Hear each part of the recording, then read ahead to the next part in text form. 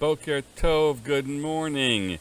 We continue with our 3-minute daily dose of Torah, having begun yesterday studying what the significance of the 15th day of Av is on our Jewish calendar.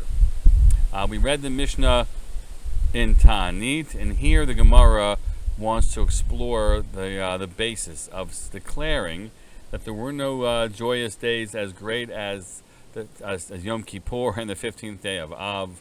The Gemara itself says, we get it, Rav Shimon Gamliel says, I get the first Yom Kippur I get because it's a day of God's forgiveness.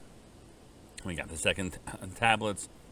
What is going on for Tu B'Av? He asks, Amar Rav Yehuda Amar Shmuel.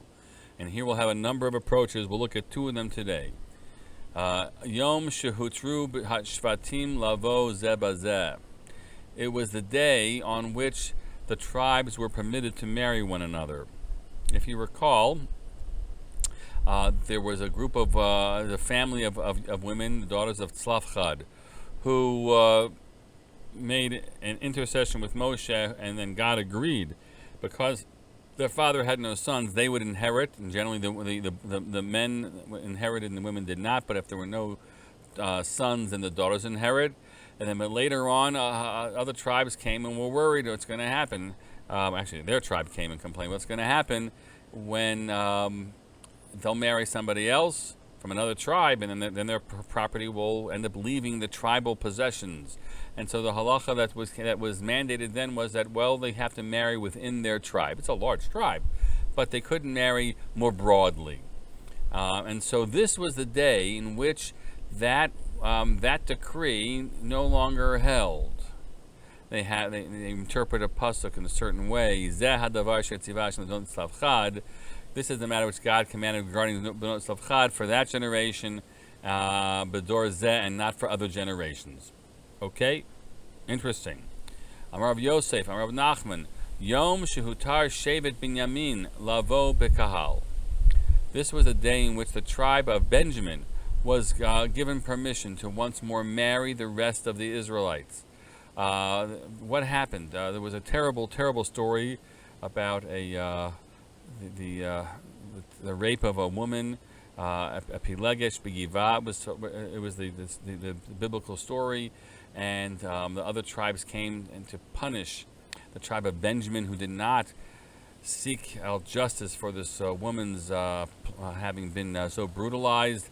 And there was a civil war that took place and transpired, and at the end of all of it, with many, many dead, the other tribes took an oath that said, no one can marry people from the tribe of Benjamin. They are put in under the ban. And that lasted for some length of time, and this was the day on which that decree was rescinded. What do these two have in common? They indeed they in their nature, they are ones which have allowed for the broadest possibility of Jews marrying other Jews. And so we understand, in a very tight way, why it was the practice on Tu B'Av was that shidduch making was the order of the day. If the daughters went out and danced in the kramim, in the vineyards, and people were choosing one another as to be husband and wife, that makes intrinsic sense. We're going to look at tomorrow other approaches to us as they are, which move away from the significance of the dance, but carry other great significance as well. Let this be a day in which we appreciate the people with whom we are married, if we are, and help seek out marriages for people who indeed would want the possibility of being married. We should maybe take a little extra time to think about them this day, and in the most loving way, try to be helpful for them to find happiness as well. Have a great day.